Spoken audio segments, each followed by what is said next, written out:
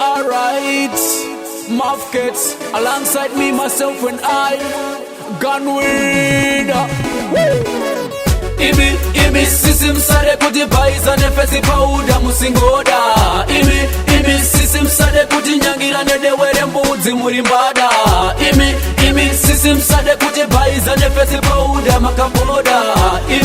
Imi sisi zomuri kutengesa tiudze iwo kwa mazviwoda. Every night munobuda makaboda, kumeso kwakazorwa fesi pauda. Kamini kachiburitsa zviboda, muviri wese uzere mavara sembada. Asi muda kuzvikoshesa sengoda, mukanwa tigwekwerere muzere manyada. Achibhadhara chibasa chamakada, zvamuri kutengesa tiudze kwa mazviwoda. Imi sisi msade kuti paiza nefesi pauda musingoda. Imi sisi msade kuti nyangira nedewere mbudzi murimbada.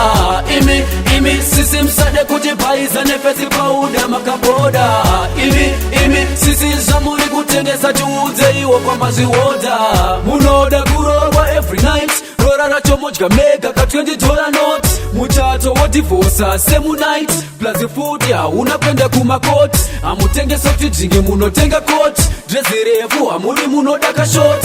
Ghetto youth iraramba rati not, manga muri baiza nekusasa socks. Imi sisi msade kuti baiza nefesi pauda musingoda.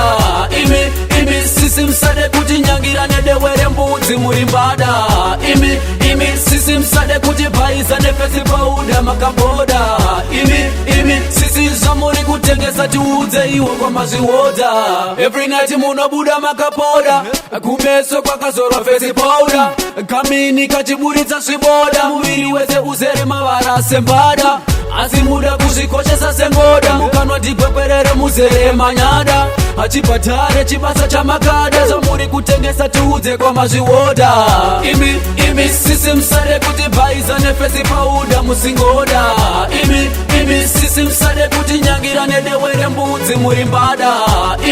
Imi sisi msade kuti paiza nefesi pauda makaboda. Imi sisi zvamuri kutengesa tiudze iwo kwa mazviwoda. Case you never know, well it's Mafkets, Trinidad Records, 21-1, we don't forget SB Fire, Champion Sounds, Mafkets out here.